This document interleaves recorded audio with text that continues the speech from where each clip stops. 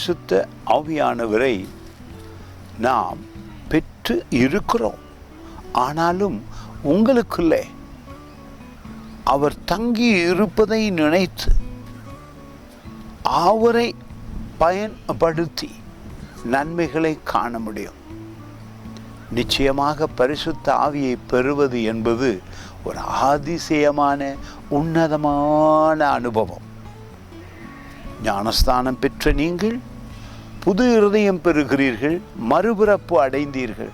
ஆனாலும் அனுதினமும் உங்களை நடத்த, உங்களை ஆசீர்வதிக்க, உங்களை மகிழவிக்க, உங்களோடு அன்பாயிருக்க வந்து தங்கியிருப்பவர் தான் பரிசுத்த ஆவியானவர்.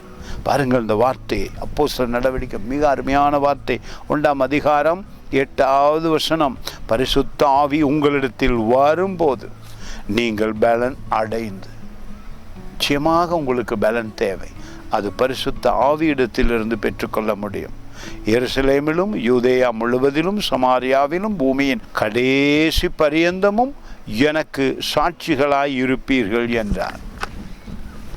உங்கள் குடும்பத்தில், உங்கள் தொழிலில் போகும் இடமெல்லாம் சாட்சியாய் வாழ காரணமாய் இருப்பவர் உங்களுக்குள் தங்கியிருக்கிற பரிசுத்த ஆவியானவர்.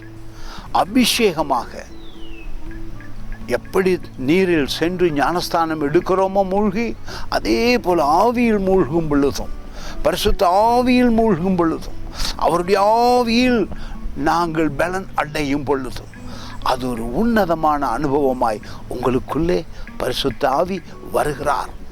அந்த பரிசுத்த ஆவி உங்களுக்குள்ளே வந்த அனுபவத்தை நீங்கள் நிச்சயமாக வாழ பழக வேண்டும். உங்களுக்குள் அவர் இருப்பதினாலே சத்தியத்தை ஞாபகமூட்டுவார், உங்களை மகிழ செய்வார், உங்களை நடத்துவார். God bless you.